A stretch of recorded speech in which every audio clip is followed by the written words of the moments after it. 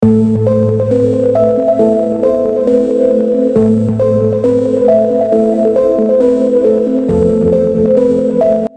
sejenak sebuah situasi darurat, ketika nyawa manusia dipertaruhkan di tengah laut atau di dalam hutan lebat, dan keputusan hidup atau mati harus diambil hanya dalam hitungan menit. Dalam kondisi seperti itu, hanya helikopter yang kuat, aman, dan modern yang benar-benar bisa membuat perbedaan. Berangkat dari kebutuhan inilah, Kementerian Pertahanan Republik Indonesia mengambil langkah strategis untuk memperkuat kekuatan udara nasional. Perusahaan Kedirgantaraan Nasional Indonesia, PT Dirgantara Indonesia, bersama Airbus Helicopters, telah resmi menandatangani kontrak pengadaan 4 unit helikopter H-14 untuk TNI Angkatan Udara.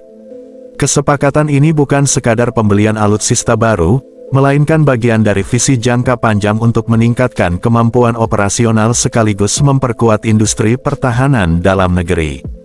Sesuai dengan Undang-Undang Industri Pertahanan, helikopter-helikopter ini akan menjalani proses perakitan akhir, kustomisasi, serta uji terbang di fasilitas PT DI yang berlokasi di Bandung.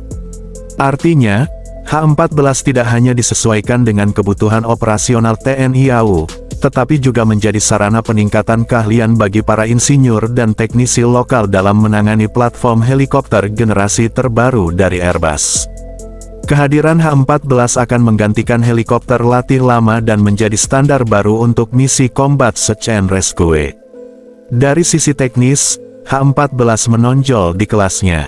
Rotor utama 5 bilah memberikan daya angkut yang lebih besar dibandingkan varian sebelumnya, sementara desain tanpa bantalan membuat perawatan lebih sederhana dan penerbangan terasa lebih halus. Tingkat getaran yang rendah meningkatkan kenyamanan dan kendali pilot, sekaligus mendukung evakuasi korban secara lebih aman. Rotor ekor dengan desain tertutup juga memberikan perlindungan ekstra saat mendarat di area sempit atau medan yang sulit, sesuatu yang sangat krusial dalam operasi penyelamatan. Di dalam kokpit, sistem Helionic Avionics Suite menghadirkan 3 layar multifungsi besar dan autopilot 4 sumbu yang secara signifikan mengurangi beban kerja pilot.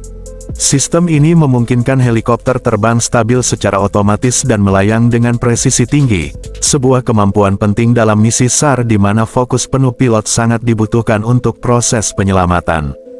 Perakitan H-14 di PT DI merupakan keputusan yang seimbang. TNI Angkatan Udara memperoleh helikopter modern dengan tingkat keselamatan dan efektivitas tinggi, sementara industri pertahanan nasional mendapatkan dorongan nyata dalam hal penguasaan teknologi dan kemandirian.